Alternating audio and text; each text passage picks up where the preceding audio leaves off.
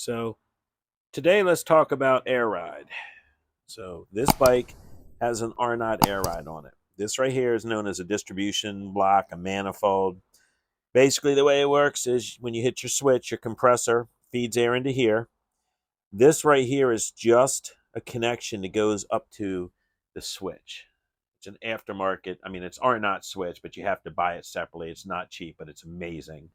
Um, But basically, the way this works is your air comes in. This right here is like a solenoid. You have two wires that come out, both are ground basically, that are hooked in. There's a plunger set up in here. Down here, this is how you can control the air flow when you want it to release the air ride, whether you go fast or slow.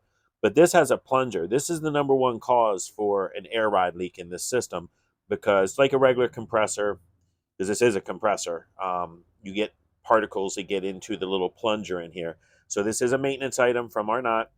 They say to do it once a year, once every 2 years, or if it starts to leak.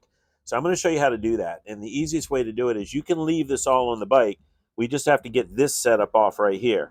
This whole piece comes off. I'm going to go ahead and take this off, and I'm going to show it to you, plus a diagram from Arnott that I put in this video that you can actually take a look at, and you'll understand this. All you got to do is get in here and clean it. So I'm going to pull it off, and I'm going to show you all this. So the first thing we're going to do is going to take a 13 millimeter wrench, and I'm going to loosen this up. Now, you can break this bolt loose. See, my whole thing is turning. It's all together. But you could break this bolt loose and just take this piece off. But since this one is pretty much going to come out on its own as one piece, we'll just carefully do that, and then we'll get it on the table, and I'll show you. Let's get this off. Let's see if I can get in close so you can see. All right, so now, see this? Let's see here, right there. You can see where the threads are, and you can see it's a little dirty in there. So let's go ahead and get on the table. Let's take a look at this.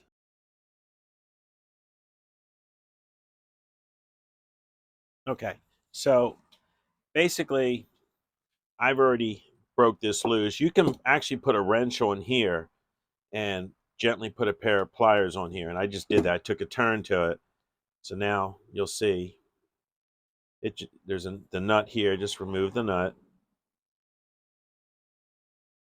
And you're going to gently pull this out. Now you'll see here, see if I can get it on camera for you. It's dirty. So you got all this right here. It's all dirt. It's all like a powder.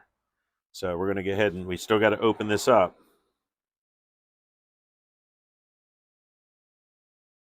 I mean, this is common from water and stuff like that. So now what you're going to do is loosen this up. And you're going to just get on here, grasp it firmly, and get another set. And you're going to have to crank it to loosen it up. There it goes. So now we've got it loose. So we're just going to spin this off. This we just open it up, pull that off.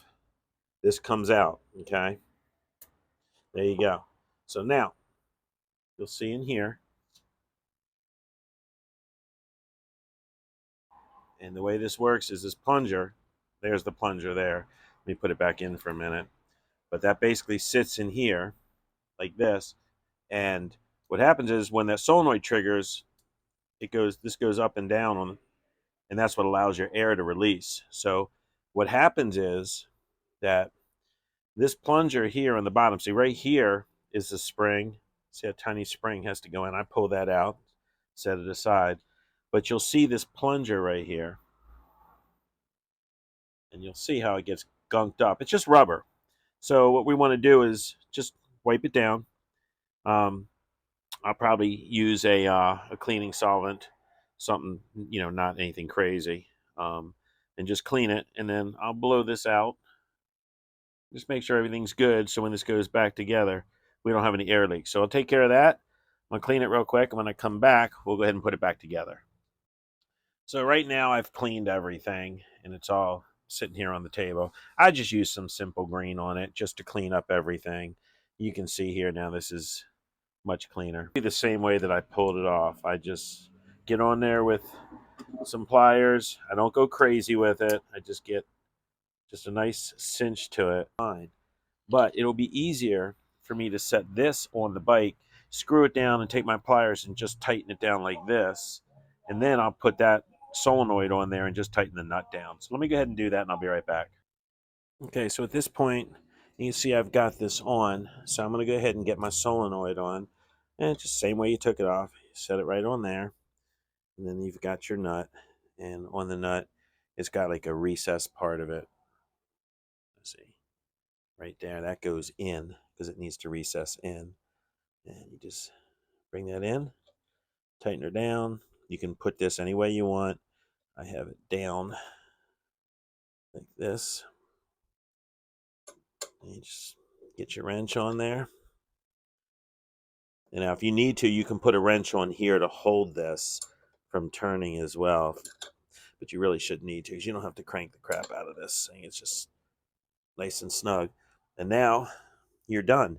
Take the rest of your wires and these are your two grounds, and take them back to where you unhooked them. And then you can test your system, which I'm going to do in a few moments here. And then I'll show you the switch actually too, which is really cool. So everything's back together. Like I said, it's very, very simple. So I put the solenoid back on. I've got some wires. Like I said, they're both grounds. One goes to the switch. One goes actually over to just regular ground. We're a little bit of a mess right now because we're finishing up, tidying up wiring as we just rebuilt this engine. But I want to show you the gauge for those that you haven't seen it. It actually sits, ignore that rust because that's going to be changed, but it actually sits right here. And it clears the tank. It's really, really nice. And when you turn it on, it'll come up and it'll say Arnott on there. And what's really cool is it tells you your PSI. You can tell by the camera that it doesn't like it. But you got your air up. And then you got down. Now, I will tell you on a very, very sunny day, it is hard to see this. But my wife loves it. And ironically, it sits at 109 PSI. That's her ideal riding PSI for cruising around unless we're in the mountains and she airs it up. But, your hands right here, it's nice because you can hit it pretty easily right there instead of having it. Some people have it up on the tank, like on the Speedo cover and stuff like that. We really like it right here. So anyway, I hope this helps. Helps you do the maintenance on it as well, and you don't have any leaks. Other than that, this is a great system. I love it. We're a dealer for them. Been a dealer for them for quite a while. I wouldn't put any other air ride on a bike. The only thing I will say is about this air ride is you have to run a basically like a 1.5 inch bone on it. I can't really show you right here, but the air ride sits a little high, so we all put a 1.5 inch drop bone from Mean Cycles on there. They're the only ones that do it from Cycle House. They own Cycle House. But so if you decide you want this air ride, you're going to want to do that to get it to where it rides normal height, and when you put it down, it's slammed, but not all the way slammed. So if you have a problem with it, you can still ride at home, even though it'll be very stiff. So anyway, I hope this helps. You guys have a great day. Thanks for watching.